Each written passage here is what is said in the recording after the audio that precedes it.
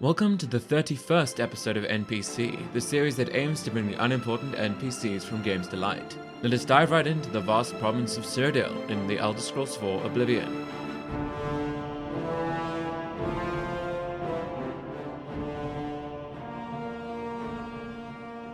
This episode, we take a look at another NPC akin to Lazara Milvan from episode 11. Leave me and I will spare you. I say this because he is barely known of, he is not linked to anything or anyone, and he stays inside constantly. Dorian is a Redguard man that resides in the Imperial City's Talos Plaza district. He lives alone in his mansion and does not care for making company.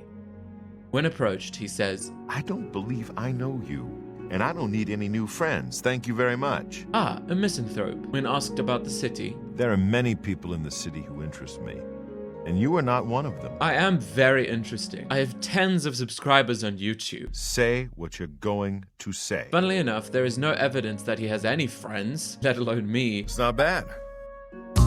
Nobody mentions him, and he mentions nobody. Let us see his schedule and see if he meets up with anyone. Spoilers, he doesn't. Dorian apparently wakes up at 6 AM and heads downstairs for a 2-hour breakfast. I say apparently because, well, you'll see. He remains on the main floor where he lingers, lollygags, and relaxes for the day, just like me in the first year of the pandemic. He then heads to bed at 10 PM, except he doesn't actually do that. Not for me, at least. He simply stood stock still in the middle of the main chamber. It was eerie.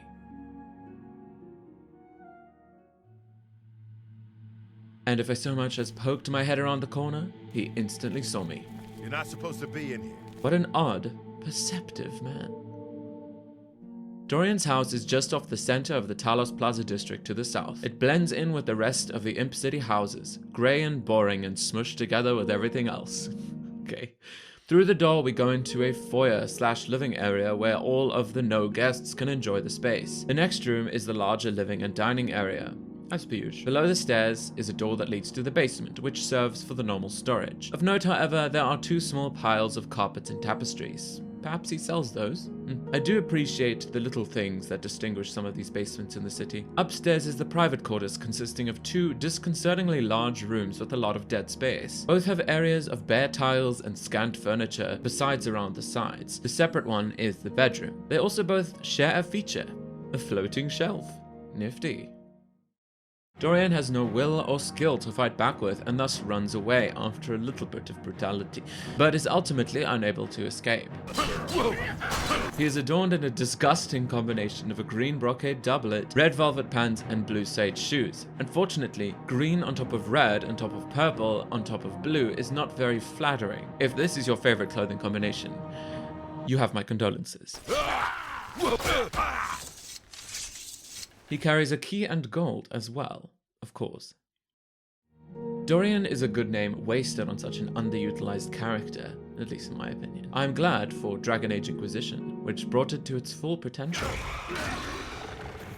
Dorian of House Parvis, most recently of Minrathous. How do you do?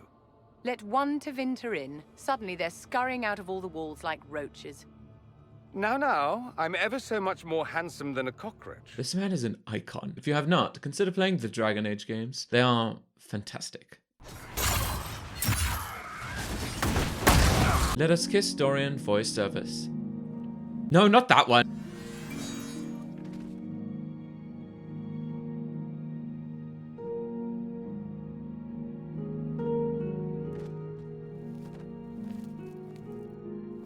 Die, damn you. Let the NPC Dorian be NPSeen. Thank you for joining me, and I hope to see you again in the next episode.